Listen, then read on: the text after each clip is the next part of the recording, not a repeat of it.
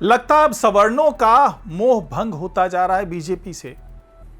मैं पूरे देश की बात तो नहीं कर रहा, लेकिन बिहार में तो ऐसा ही लग रहा है, क्योंकि जिस तरीके से पिछले दिनों कई फैसले हुए, खासतौर से यूजीसी की बात कर लें, आरक्षण को लेकर के बात कर लें, उससे अब सवर्णों का गुस्सा जो है वो बढ़ता जा रहा है और साफ तौर से उन्होंने बीजेपी के खिलाफ मोर्चा खोलने का ऐलान कर दिया है। और यह सब कुछ दिख भी रहा है, लोग बीजेपी के झंडे उतार उतार करके डस्टबिन में फेंक रहे हैं और दिल्ली कूच का ऐलान कर दिया है। तो आखिरकार इसको बीजेपी कैसे संभालेगी और दिल्ली जाकर के ये लोग क्या करने वाले हैं, इतना गुस्सा क्यों है, सब कुछ समझेंगे आज के इस खास खबर में, तो इसे आखिर तक जरूर देखिएगा। नमस्कार, मैं हूं डॉक्टर सुरजीत सिंह और आप देख रहे हैं YBN बिहार झारखंड। तो आखिरकार ऐसा क्या हो गया कि सवर्णों को ऐसा लगने लगा कि ये बीजेपी की सरकार उसके साथ धोखा कर रही है। न सिर्फ सम्राट चौधरी की सरकार बल्कि पीएम मोदी की सरकार भी, दोनों जगह पर उन्हें लगता है कि उनके साथ धोखा हो रहा है।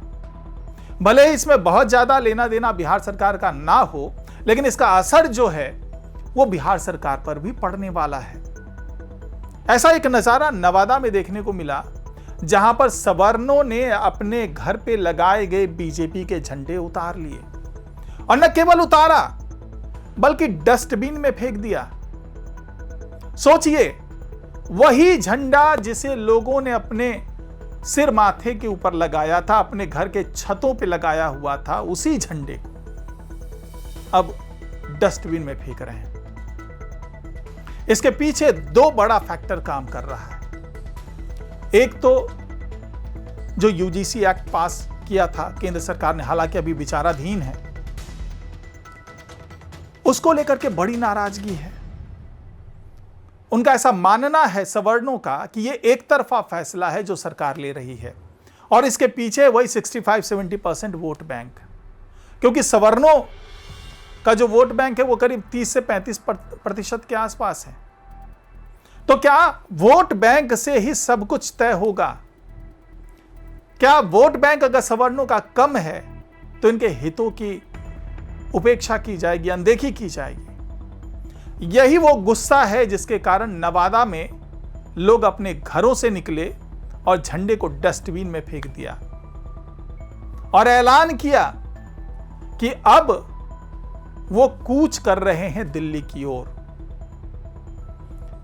और दिल्ली के लिए कई लोग रवाना भी हो गए और बहुत से लोगों ने कहा कि आने वाले 1 से 2 दिन के अंदर में वो दिल्ली पहुंचने वाले हैं। तो दिल्ली में ऐसा वो क्या करेंगे?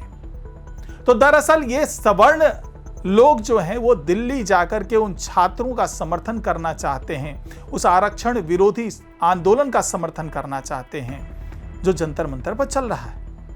उनका सीधा सीधा कहना है कि बहुत ही सही जो है ये मुहिम है, बहुत सही आंदोलन है और इस आंदोलन को समर्थन मिलना चाहिए और हम लोग जा रहे हैं इनको समर्थन देने के लिए, क्योंकि उस आंदोलन के केंद्र में है जो आर्थिक रूप से पिछड़े सवर्ण हैं, उनको भी आरक्षण मिलना चाहिए और आरक्षण जो है वो जातीय आधार पर नहीं होना चाहिए, बल्कि यह आरक्षण जो है वो आर्थिक स्थिति के आधार पर होना चाहिए। अगर कोई गरीब है, वंचित है, तो वो चाहे किसी भी जाति का हो, उसको आरक्षण मिलना चाहिए, यह तय किया जाए। यही मांग लेकर के जो है कुछ छात्र आंदोलन कर रहे हैं जंतर मंतर में और यह आंदोलन धीरे धीरे बड़ा रुख अख्तियार करता जा रहा है, क्योंकि यहां पे सवर्णों का समर्थन मिलने लगा है इस आंदोलन को। लेकिन इस बीच में जिस तरीके से चिराग पासवान ने ऐलान कर दिया, उसके बाद से ये सारी चीजें जो है और भड़कने लगी है। चिराग पासवान ने ऐलान कर दिया था कि भाई मेरे जीते जी इस आरक्षण पर कोई समझौता नहीं होगा, कोई समीक्षा नहीं होगी, इसमें कोई सुधार नहीं होगा, जो जैसा है वैसा ही चलता रहेगा। और उन्होंने साफ तौर से कहा कि पीएम मोदी भी यही चाहते हैं। बीजेपी के नेताओं ने भी इसका समर्थन किया, जेडीयू के नेताओं ने भी इसका समर्थन किया कि हां, आरक्षण में कोई छेड़छाड़ नहीं होनी चाहिए, इसकी कोई समीक्षा करने की जरूरत नहीं है, संविधान के साथ खिलवाड़ नहीं होगा। ये तमाम आश्वासन बीजेपी जेडीयू के नेताओं ने तो दिया ही, साथ ही चिराग पासवान ने दिया और दावा किया गया कि केंद्र में मौजूद जो आला कमान है वो भी इसी पक्ष के साथ आगे बढ़ रहे हैं। अब यह हो सकता है कि एक राजनीतिक बयान हो, क्योंकि अगर आरक्षण पर कोई मामला होता है, समीक्षा की बात आती, सुधार की बात होती है, तो इसका सीधा सीधा असर अगले साल जो चुनाव होना है कई राज्यों में, उस पर असर पड़ता हुआ नजर आएगा, जो कि नहीं चाहते हैं एनडीए के जो सहयोगी दल हैं कि इसका असर अगले साल के चुनाव पर पड़े। हो सकता है कि उसके बाद अपना रुख स्पष्ट करें, क्योंकि कोई भी बीजेपी का बड़ा आला कमान नेतृत्व जो है वो इस पर कोई टिप्पणी नहीं कर रहा है। अब सवर्णों का यह कहना है कि आप हमें केवल वोट बैंक समझ करके चलते हैं, जब चुनाव का वक्त आता है तो आप हमारा इस्तेमाल करते हैं और उसके बाद दूध में पड़ी मक्खी की तरह जो है बाहर निकाल कर फेंक देते हैं। ना कभी आप हमें सत्ता में वाजिब हिस्सेदारी देते हैं। पिछले दिनों जिस तरीके से आनंद मोहन सिंह ने इस चीज को उठाया था और साफ तौर से कहा था कि राजपूतों की अनदेखी की जाती है, राजपूतों को उतना हक नहीं मिलता जितना उसका जो विधायक हैं, जितनी उसकी हिस्सेदारी है, जितनी उसकी आबादी है, उसके हिसाब से उन्हें सत्ता में स्थान नहीं दिया जाता। उसी तरीके से भूमिहारों में भी नाराजगी है कि उनको भी वाजिब स्थान नहीं दिया जा रहा।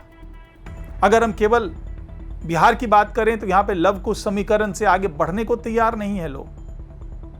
तो क्या लव कुश समीकरण से अलग जो भी जाति है उसकी अनदेखी कर दी जाएगी? भूमिहारों में भी ये गुस्सा है, खासतौर से जब से विजय सिन्हा को राजस्व एवं भूमि सुधार मंत्रालय से हटा करके कृषि मंत्रालय दिया गया है, तब से उन्हें लगने लगा है भूमिहारों को कि उनके एक बड़े नेता की जो है वो अनदेखी की जा रही है। उधर अनंत सिंह भी बड़े खुश नजर नहीं आ रहे हैं, वो भी लगातार नीतीश कुमार और ललन सिंह से मुलाकात कर रहे हैं। ब्राह्मण समुदाय भी नाराज हैं, उसे भी लगता है कि उन्हें भी वाजिब हक नहीं मिल रहा, क्योंकि यहाँ पर अब केवल लव कुश समीकरण की चल रही है, पिछड़ों की चल रही है, दलितों की चल रही है, अति पिछड़ों की चल रही है, सवर्णों की अनदेखी की जा रही है। शायद यही वजह है कि अब सवर्ण एकजुट होते हुए नजर आ रहे हैं और नवादा से इस आंदोलन की शुरुआत हो चुकी है। वो दौर भी था जब यूजीसी एक्ट को पास किया गया था, उस वक्त भी सवर्ण एकजुट हुए थे और अपने घर से बीजेपी का झंडा उतार रहे थे, लेकिन अब एक बार फिर से वैसा ही नजारा देखने को मिल रहा है।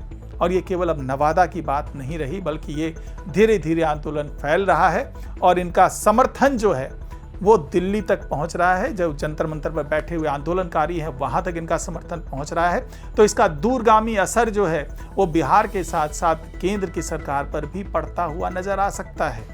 आपको क्या लगता है, क्या वाकई आने वाले दिनों में सवर्णों की उपेक्षा भारी पड़ने वाली है बीजेपी को, और बीजेपी को केवल बिहार में नहीं बल्कि बिहार से लेकर के दिल्ली तक इसका खामियाजा भुगतना पड़ सकता है?